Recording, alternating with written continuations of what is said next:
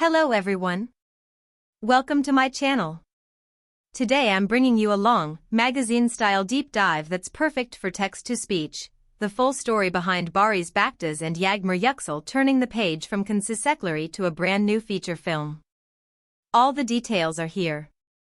If you enjoy this kind of calm, narrative breakdown, please like the video, subscribe, and, if you want to support the channel, tap the join button below. Thank you, and let's get into it. For months, the industry has whispered the same question in hallways and production vans: what comes after a series that defined a season? When the final lights go down and the set is struck, do the leads scatter to separate corners of the map, or do they take the momentum and build something larger? In the case of Barış Baktaş and Yağmur Yüksel, we finally have an answer. The duo has signed on for a theatrical film, an original project designed from the ground up to showcase the kind of chemistry that made their television partnership unmissable, and to stretch it in directions episodic TV rarely allows. The first hints didn't arrive as splashy billboards or coordinated social posts. They arrived as a pattern, the same names showing up on the same call sheets for camera tests, a costume house pulling twice as many fittings in a single afternoon, a location manager making back-to-back visits to a waterfront neighborhood that isn't on any current series map. By the time the production attorney filed the final paperwork, those who pay attention could feel the ground shifting. Then came the confirmation: contracts signed, table read scheduled, pre-production underway. The creative spark reportedly began months ago, in a second-floor office near Besiktas, more books than furniture, light flooding through large windows, a corkboard covered with index cards. A writer-director pitched a story that hinges on quiet courage rather than spectacle: two people forced to rebuild themselves after choices they didn't control, drawn together by a promise neither expects to make. It is not a sequel to anything, and yet it understands why audiences fell for Barış and Yağmur in the first place. A producer in the room described the pitch this way: it's not a louder version of what they've done. It's a deeper version. That line seems to have stuck. From the start, the film has been built as an actor's project. The script features long, breathing scenes that let subtext rise, arguments that crack open into confessions without orchestral cues, quiet spaces where the camera waits while a thought travels across a face. Those choices demand trust. They also demand the kind of preparation both leads are known for when the cameras aren't rolling. Silent rehearsal days, private line-throughs, and a shared habit of working a difficult beat again and again until it lands like memory instead of dialogue. The working title is being kept off the record, but crew members have been heard calling it the film with the harbor, a nod to a key setting, an old boatyard and the tide-marked cafe next to it. Early location scouts mapped out a stretch of coast where the horizon feels close and the evenings come on like a dimmer switch rather than a curtain drop. One of the film's most important scenes reportedly plays under sodium streetlights, with a lone ferry sliding past the far pier. No chases, no fireworks, just two people, the wind, and a decision that will alter the rest of the story. Here's what has been quietly locked in. Barış Baktaş will carry a role that asks him to shed the armor he wears so naturally on screen: fewer declarations, more small risks, less posture, more skin-thin honesty. He has already begun a prep plan that includes voice work to lighten the weight in his register and movement coaching to strip away the heroic gait that television tends to reward.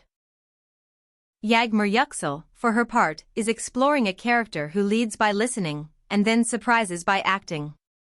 She has been spending time with a dialect coach to pick up the exact musicality of the coastal setting, not to make it noticeable, but to make it inevitable. Camera tests took place in a spare studio with blackout drapes and a practical bench under a single window.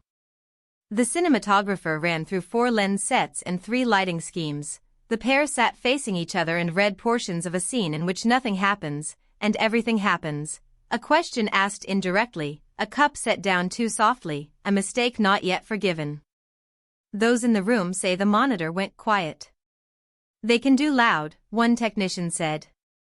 But this is the project that proves they can do still. Scheduling, always the invisible math of any production, is trickier when 2 bankable leads are attached. A shooting calendar has been engineered to respect both of their prior commitments. Blocks of 5-day weeks, one floating day per fortnight for rest or reshoots, and an understanding that pickups will be handled surgically rather than with open-ended overtime. It's a grown-up schedule for a grown-up film. The plan also places intensive scenes earlier in the shoot, while the air is clear and the nerves are useful, then pivots to the more technical sequences later, when muscle memory takes over. What about the story beats themselves? No spoilers, but this is what the tone promises. The film opens with distance, two lives that aren't in pieces, exactly, but aren't in step either. The first act builds a language between the characters, one image at a time, a smile that doesn't quite land, a kindness offered and refused, a road shared, but not together. The midpoint arrives without confession. Instead, the film trusts the audience to notice that the way a hand rests on a tabletop has changed.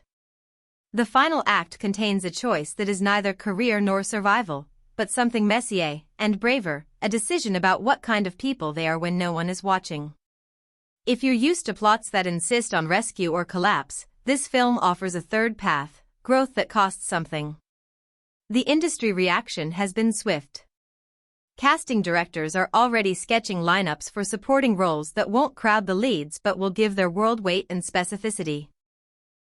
Neighbors who know too much, a sibling who doesn't say the right thing, a boss who's sympathetic in the wrong way. Brands have sniffed around the edges, eager to attach to wardrobes and cityscapes.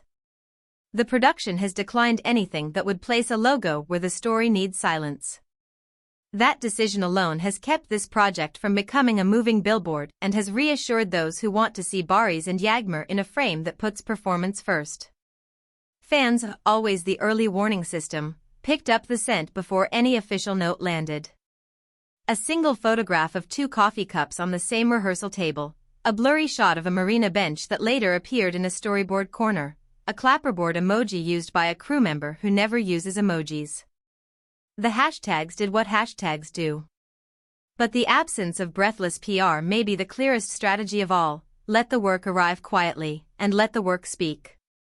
There is one question that keeps returning in comments. How will Barış Baktaş and Yağmur Yüksel draw the line between private life and publicity when a shared film invites everyone to imagine a shared everything? The answer, so far, is the same one they practiced during the series run. They give interviews that celebrate craft rather than courtship. They thank crews by name. They keep family out of the frame. If the past is a guide, the press tour will focus on rehearsal processes, the film's formal choices, and the way a slower kind of romance can live on a large screen without being swallowed by it. A few practical notes for those tracking the production. Costume fittings are favoring materials that live well under both morning glare and sodium lamps, washed cottons, linen blends, leather that looks like it remembers stories. The score is being composed in parallel rather than after the cut, which means themes will be taped to set walls and hummed between takes to settle tempo. Sound design will use wind-like punctuation rather than wallpaper. The closing credits, already roughly timed, will carry one shot too long, daring audiences to leave early. Most won't. Why does any of this matter? Because taking two performers who excelled in a high-tempo television environment and placing them in a film that breathes is not just a change of format. It's a statement about trust in audiences to listen, trust in actors to hold silence, trust in a story to carry its own weight without borrowing from gossip. And for Barış and Yağmur, it is also a chance to prove something to themselves. That the craft they built under the relentless clock of episodic production can open, slow, deepen, and still hold an audience without the weekly cliff edge. The final measure of a project like this one won't be the size of a premiere or the amount of confetti in a backstage photo. It will be the moment, somewhere around scene 40, when you realize you're leaning forward, not because you're waiting for a twist, but because you care what these two people will decide about each other and about themselves. That's the space this film is aiming for. That's the space Barış Baktaş and Yağmur Yüksel have earned the right to explore.